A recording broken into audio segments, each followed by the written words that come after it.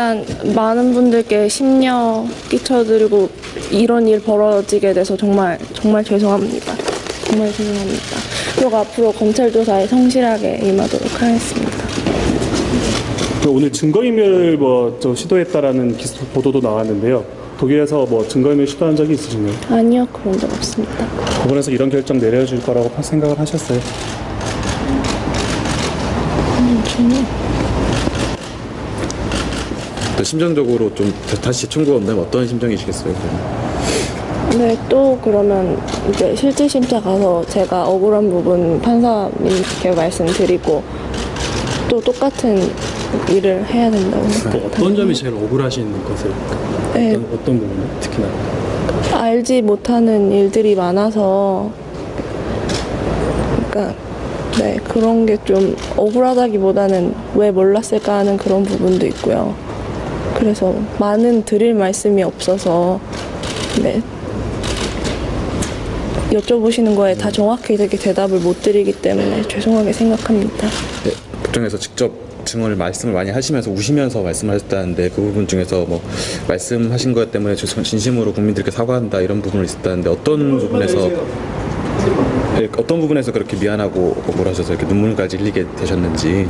제가 이제 또 SNS에 안 좋은 글도 올렸었고 그게 공연성이 있던 누구를 향한 글이었던 어쨌든 잘못된 글이면 확신하고 많이 반성하고 있고요. 그것 때문에 이제 네, 저도 아이가 있지만 제 아이한테 누가 그런 말을 하면 정말 기분 안 좋을 것 같고 속상할 것 같고 그래서 정말 죄송하고 이제 많은 학생들이 이제 열심히 수업해서 학교 들어가기 위해서 애를 쓴다는 걸 아는데 저는 다니지 않은 학교에 괜히 입학을 해서 많은 분들한테 분노를 사고 그 학생분들 입장에도 좀 안 좋은 영향을 끼치는 것 같아서 정말 죄송하게 생각합니다. 그럼 여전히 아까 학교 안 다니셨다고 그러셨는데 여전히 입학과 이제 학사 관련해서는 여전히 모르신다는 입장이신 건가요, 그러면? 네, 그렇습니다. 혹시 어머님 면회 가실 생각은 있으십니까? 그게 허락이 된다면 당연히 가겠지만 허락이 안 된다면 가지 못할 것 같습니다. 네.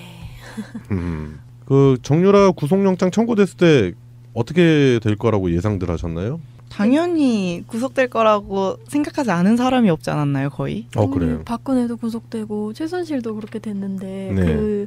그 중심부이자 딸이었던 정유라가 어째서 네, 그죠. 당연한 수순이라고 생각했죠. 판도라의 상자인데. 그죠. 네. 시작을 연 사람이잖아요, 거의. 네. 그러니까 끝을 이렇게 확실히 뭔가 닫아둘 거라고 생각했는데 이렇게 됐네요.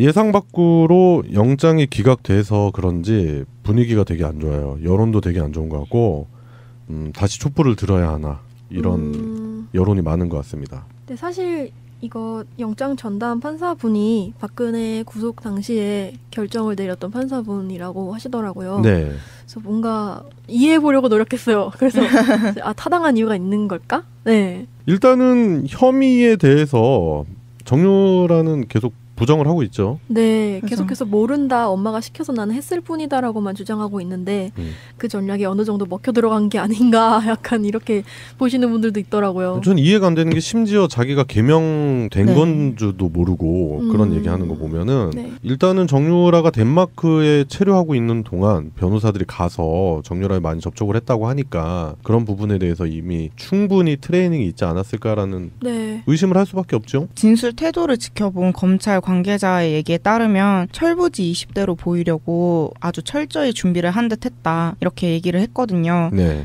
심지어 이렇게 들어가는 과정에서도 굉장히 이렇게 방긋방긋 웃으면서 옆에 있는 사람들한테 이렇게 웃으면서 인사를 하는 모습을 보이면서 난 아무것도 모르고 나는 되게 어리고 바보 코스프레. 저는 근데 진짜 억울해요. 저는 잘 모르겠어요. 이 정도까지 얘기를 하는 게 굉장히 연습되고 트레이닝된 모습이라는 네. 평이 있었어요. 목적이 자신의 혐의에 대해서 이게 공범으로 엮일 만큼 가담하지 않았다라는 뉘앙스를 이렇게 몸짓으로 다 보여준 거죠. 눈 꿈뻑꿈뻑하면서. 그러니까 약간 이 사람 되게 뭐라고 하죠? 한때 잠깐 이 작가님이랑은 또 한때 동문이잖아요. 그죠, 동문이죠. 짜증나 진짜. 아니 얘가 뭐라 그랬는지 알아? 얘가 지 전공 모른다 그랬잖아. 근데 그러니까요. 페이스북에다가 자기 전공 떡하니 올려놨어요. 그러니까요.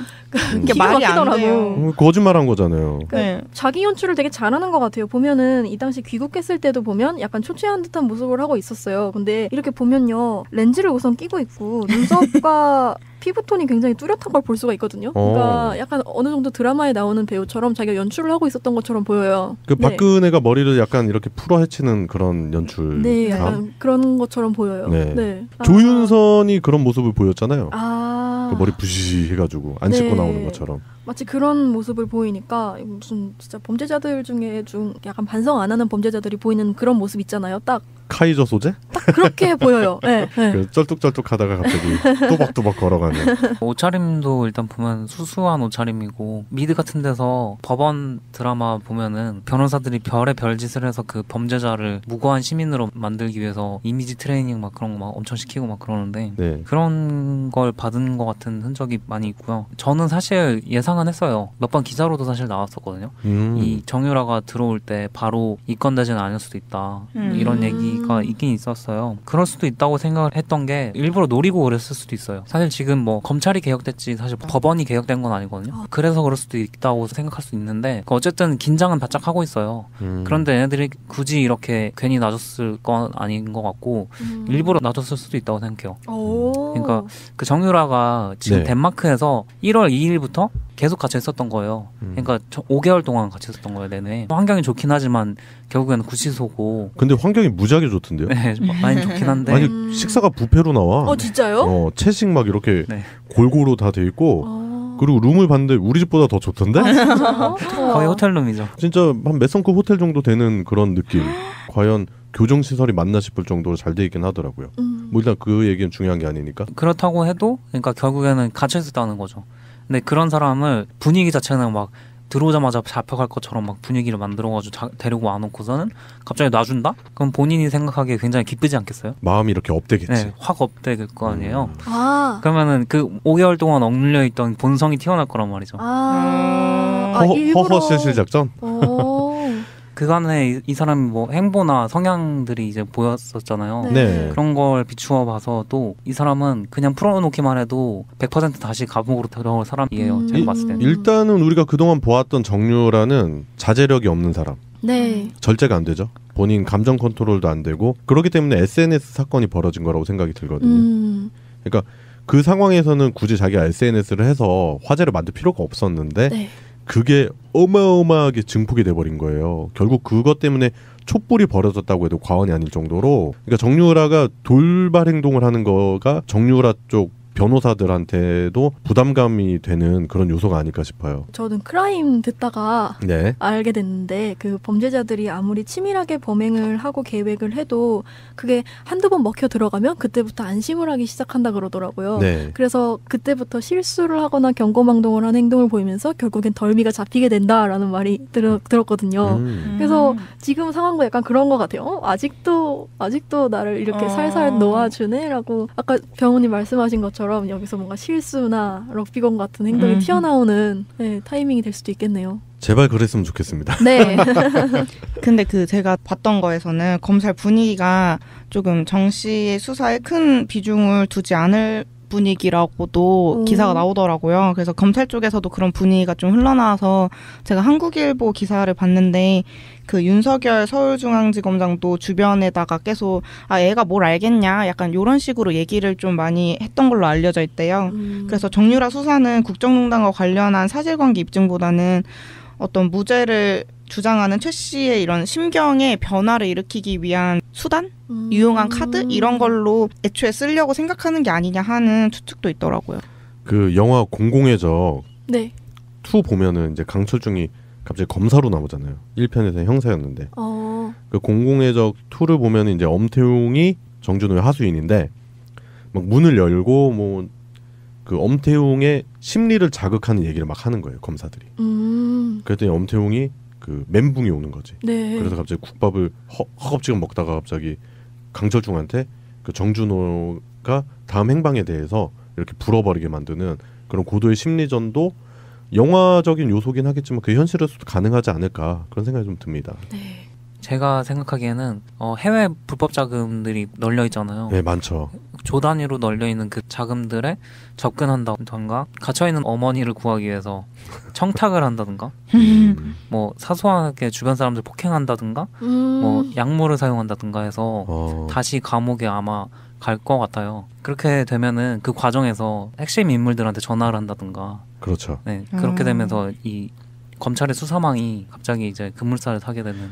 그러니까 정유라가 차분한 성격이 아니기 때문에 네. 방금 송병호님이 지적하신 대로 누군가에게 연락을 하는 그런 정황이 포착되지 않겠나 그런 생각도 듭니다. 아무래도 외국에 있을 때 증거 인멸을 할 수 있는 시간이 굉장히 길었잖아요, 해외에서. 네. 그래서 이미 제 생각에 뭐 할 건 다 해놨고 이제 국내에 들어온 게 할 일이 있기 때문에 들어왔다고 생각하거든요. 해외에서 할 건 다 끝났다. 이제 한국에서 뭔가 최측근이 자기만 할 수 있는 뭔가를 한다든지. 그래서 그런 부분들을 굉장히 잘 검찰이 잡아내야 될 거라고 생각해요. 예, 그래요. 정유라의 영장이 기각됨으로 해서 수많은 촛불 시민분들이 실망을 하셨죠. 그죠, 이미 예, 했죠. 저도 아침에 기사를 보면서 적잖이 충격을 받긴 했는데 네. 그렇다 하더라도 희망의 끈을 놓치지 말자. 그리고 정유라가 이제 불구속된 상태에서 벌일 수 있는 여러 가지 돌발 행동의 요소들을 감안을 해보면, 그리고 그동안 정유라가 했었던 여러 가지 돌발 행동들을 본다면 아마도 정유라가 이 사건의 큰 해결점을 제공하는 뻘짓을 다시 한번 네. 연출하지 않을까, 그런 기대감을 가지면서 촛불 시민분들의 분노는 이해하지만 우리가 계속 가지고 있었던 그 희망의 끈을 놓치지 말자, 그런 취지로 정유라 영장 기각을 오늘의 이슈로 다뤄봤습니다. 예, 오늘의 이슈 첫 번째였습니다. 죄송하게 생각합니다. 네, 법정에서 직접 말씀을 많이 하시면서 우시면서 말씀하셨다는데 그 부분 중에서 뭐 말씀하신 것 때문에 진심으로 국민들께 사과한다 이런 부분을 있었다는데 어떤 부분에서 그렇게 미안하고 억울하셔서 이렇게 눈물까지 흘리게 되셨는지. 제가 이제 또 SNS에 안 좋은 글도 올렸었고, 그게 공연성이 있던 누구를 향한 글이었던 어쨌든 잘못된 글이면 확신하고 많이 반성하고 있고요. 그것 때문에 이제 네, 저도 아이가 있지만 제 아이한테 누가 그런 말을 하면 정말 기분 안 좋을 것 같고 속상할.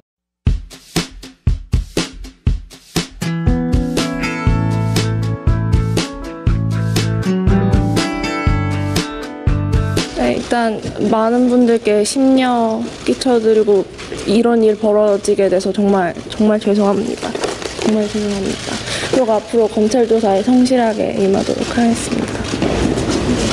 오늘 증거인멸 시도했다라는 보도도 나왔는데요. 독일에서 증거인멸 시도한 적이 있으신가요? 아니요, 그런 적 없습니다. 법원에서 이런 결정 내려줄 거라고 생각을 하셨어요? 전혀. 또 심정적으로 좀 다시 청구가 온다면 어떤 심정이시겠어요? 네, 또 그러면 이제 실질심사 가서 제가 억울한 부분 판사님께 말씀드리고 또 똑같은 일을 해야 된다고 생각합니다. 어떤 점이 제일 억울하신 것을? 네. 어떤 부분을 특히나? 알지 못하는 일들이 많아서, 그러니까 네, 그런 게 좀 억울하다기보다는 왜 몰랐을까 하는 그런 부분도 있고요. 그래서 많은 드릴 말씀이 없어서 네, 여쭤보시는 거에 다 정확히 되게 대답을 못 드리기 때문일 것 같고, 그래서 정말 죄송하고, 이제 많은 학생들이 이제 열심히 수업해서 학교 들어가기 위해서 애를 쓴다는 걸 아는데 저는 다니지 않은 학교에 괜히 입학을 해서 많은 분들한테 분노를 사고 그 학생분들 입장에도 좀 안 좋은 영향을 끼친 것 같아서 정말 죄송하게 생각합니다. 그럼 여전히 아까 학교 안 다니셨다고 그러셨는데 여전히 입학과 이제 학사 관련해서는 여전히 모르신다는 입장이신 건가요, 그러면? 네, 그렇습니다. 혹시 어머님 면회 가실 생각은 있으십니까? 그게 허락이 된다면 당연히 가겠지만 허락이 안 된다면 가지 못할 것 같습니다. 네. 그 정유라 구속영장 청구됐을 때 어떻게 될 거라고 예상들 하셨나요? 당연히 구속될 거라고 생각하지 않은 사람이 없지 않았나요, 거의? 그래요. 박근혜도 구속되고 최순실도 그렇게 됐는데 네. 그 중심부이자 딸이었던 정유라가 어째서 네. 네, 그죠. 당연한 수순이라고 생각했죠. 판도라의 상자인데. 그죠. 네. 시작을 연 사람이잖아요, 거의. 네. 그러니까 끝을 이렇게 확실히 뭔가 닫아둘 거라고 생각했는데 이렇게 됐네요.